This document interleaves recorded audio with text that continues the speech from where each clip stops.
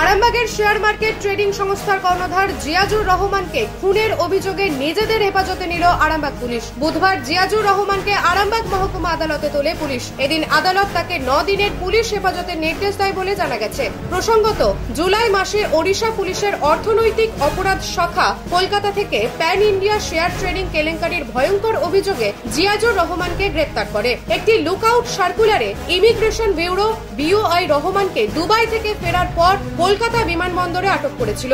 অন্যদিকে 9 এপ্রিল সন্ধ্যায় আরামবাগ অহল্যাবাই রোডের উপর LFS বুকিং নামক সংস্থার বহুতলের ছাদ থেকে মানস সিনহা নামে এক ব্যক্তির নিচে পড়ে যায়। কিভাবে বহুতলের ছাদ থেকে ওই ব্যক্তির নিচে পড়লো তা নিয়ে একাধিক প্রশ্ন তৈরি হয়। ঘটনাস্থলেই মাথা ফেটে রক্তাক্ত অবস্থায় পড়েছিল নিথর দেহ। পুলিশ খবর পেয়ে হাসপাতালে যায়। চিকিৎসকরা জানান মানস বাবুর মৃত্যু হয়েছে। মানস সিনহার বাড়ি কলকাতার দমদমে। তার জামাই কৌশিক সাহা সেই সময় বলেন, এই সংস্থার কর্ণধার জিয়াজুর রহমান ও তার স্ত্রী অনিতা মহাজনের নামে আরামবাগ থানায় তারা অভিযোগ জানিয়েছিলেন। দীর্ঘদিন ধরেই LFS ব্রোকিং এ মানসবাবু একজন এজেন্ট হিসেবে কাজ করতেন। প্রশ্ন ওঠে, ছাদে রীতিমতো বাউন্ডারি, তাহলে কিভাবে মানসবাবু পড়ে যান? অভিযোগ ওঠে এটা পরিকল্পিত খুন। এই ঘটনার পর থেকে বেশ কয়েক মাস কেটে গেলেও জিয়াজুরের টিকি ছুঁতে পারেনি পুলিশ। কেন জিয়াজুরকে ধরা যায়নি তা নিয়ে নানান প্রশ্ন উঠলেও লাভ কিছুই হয়নি। প্রতারণা মামলায় জিয়াজুর গ্রেপ্তার হবার পর অবশেষে আরামবাগ থানার পুলিশ এপ্রিল মাসে মানস সিনহা খুনের মামলায়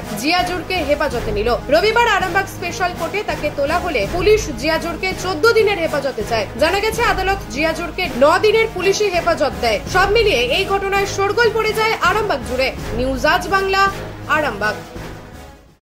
ঘর হবে সেরার সেরা, সবার কাছে মডেল।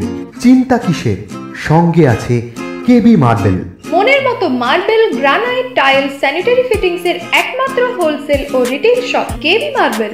যোগাযোগ 9434059753 অথবা 8918126044। আমাদের ঠিকানা বসন্তপুর, আমতলা মোড়, আরামবাগ, হুগলি। সাজাবো আমি স্বপ্নের বাড়ি, KB মার্বেলসে দেবো বাড়ি।